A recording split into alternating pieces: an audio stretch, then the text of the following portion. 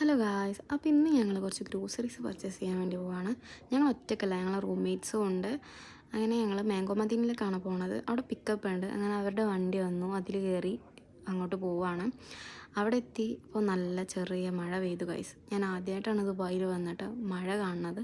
അപ്പോൾ അതുകൊണ്ട് ഞാൻ നല്ല ഹാപ്പിയാണ്. ദുബായിലെ മഴ കണ്ടല്ലോ. പിന്നെ ഞങ്ങൾ അതിൻ്റെ ഉള്ളിലേക്ക് കയറി കുറച്ചധികം തന്നെ സാധനങ്ങൾ മേടിക്കാണ്ട് ഗൈസ്. ഞങ്ങൾ വീക്കിലിയാണ് സാധനങ്ങൾ മേടിക്കാറ്, അതുകൊണ്ട് തന്നെ എല്ലാം കഴിഞ്ഞിരിക്കുകയായിരുന്നു.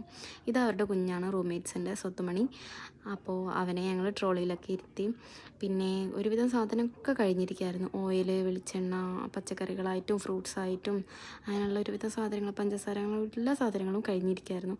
അപ്പോൾ എല്ലാം ഒരു സ്ഥലത്ത് നിന്ന് എടുത്തുകൊണ്ടിരിക്കുക. അലിക്കാക്ക ഒരു തലേന്ന് നിന്ന് എടുക്കുന്നു, ഞാനൊരു തലത്തിൽ നിന്ന് എടുക്കുന്നു. അങ്ങനെ ഒരുവിധം വേണ്ട സാധനങ്ങളൊക്കെ ഞങ്ങൾ എടുത്തു. പിന്നെ കഴിഞ്ഞ് കുറച്ച് ഫ്രൂട്ട്സ്, പിന്നെ പാല്, മുട്ട അങ്ങനെയുള്ള സാധനങ്ങളൊക്കെ എടുത്തു. പിന്നെ അത് കഴിഞ്ഞ് കുറച്ച് അവിടെയൊക്കെ ചുറ്റി കണ്ടു കേട്ടോ. അത് കഴിഞ്ഞ് ഞങ്ങൾ മീനിൻ്റെ സെക്ഷനിലേക്ക് പോയി.